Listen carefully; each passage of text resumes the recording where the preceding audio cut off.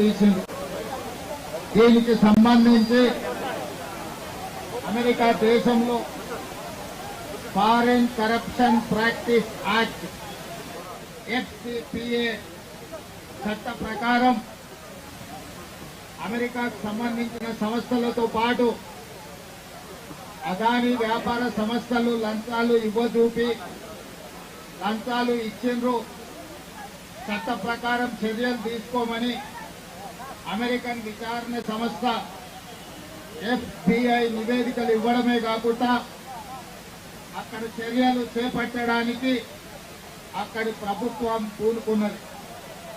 ఆ సందర్భంలో దేశ పౌరు ప్రతిష్టను మంటగలిపిన అదాని మీద విచారణ జరగాలి.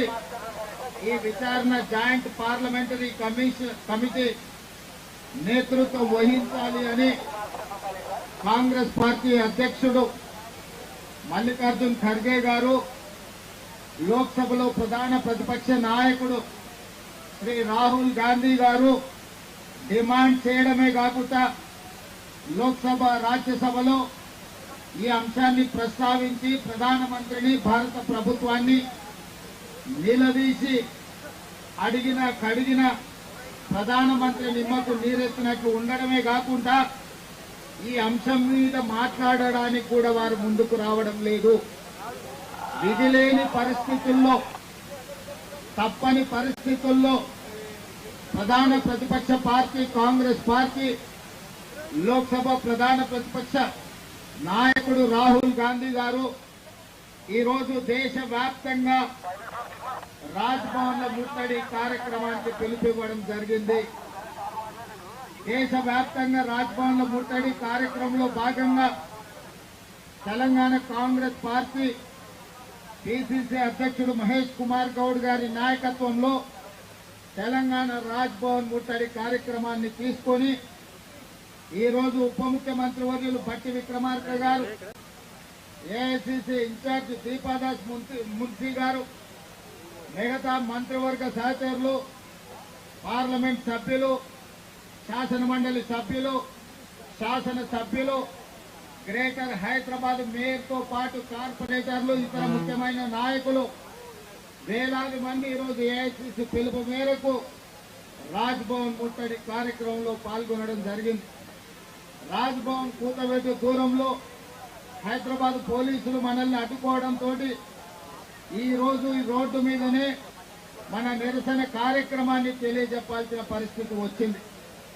ఈరోజు చాలా మంది అనుకుంటున్నారు, మీడియా మిత్రులు, తెలంగాణ రాష్ట్ర ముఖ్యమంత్రి అయిన రేవంత్ రెడ్డి, ఉప ముఖ్యమంత్రి గారు, మంత్రివర్గ సహచరులు ప్రభుత్వమే ధర్నాలో కూర్చోవడం ఏంది అని. కొంతమందికి ఈరోజు మేము తెలుపుతున్న నిరసన నచ్చకపోవచ్చు, కొంతమందికి కడుపులో కొంచెం నొప్పిలు ఇవ్వచ్చు.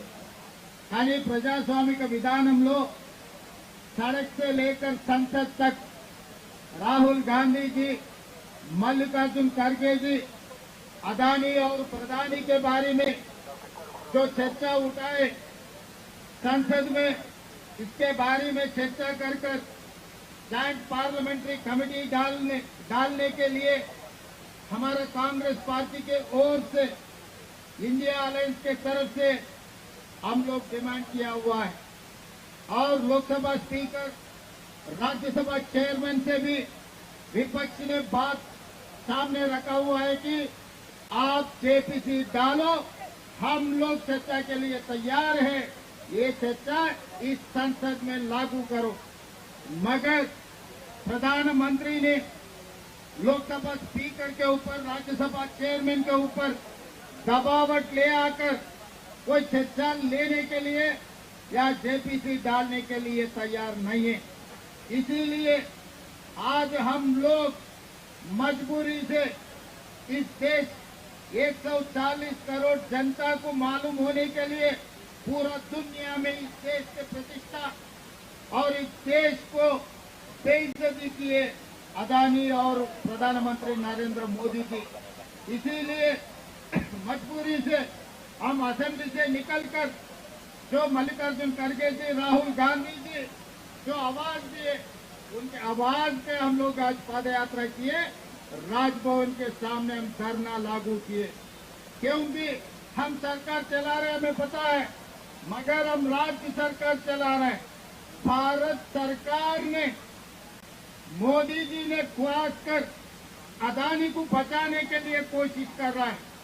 आज हम प्रधानमंत्री से मैं एक ही सवाल पूछना चाहता हूं, आज सब दुनिया के सामने अपने देश का बेइज्जती जो की है अदानी, आपको अदानी से क्या लालूची है? अमेरिका में फॉरेन करप्शन प्रैक्टिस एक्ट के हिसाब से अदानी और अदानी के साथ उनके परिवार को केस में लागू किए FBI ने। वो अमेरिका जब अदानी के खिलाफ कार्रवाई शुरू किए, फिर इस देश में अदानी के खिलाफ कार्रवाई करने के लिए आप क्यों पीछे हट रहा है?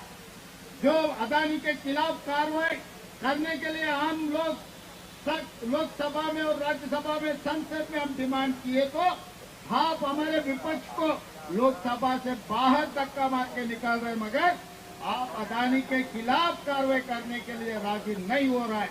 ये क्या तरीका से इस देश को चला? क्योंकि गणतंत्र राज्य में सड़क से लेकर संसद तक लड़ना सिखाए गांधी जी ने। हम महात्मा गांधी जी के वारिस हैं, इसीलिए डेमोक्रेटिक फोरम में, हर फोरम में हम लोग धरना करने के लिए ये इनके ऊपर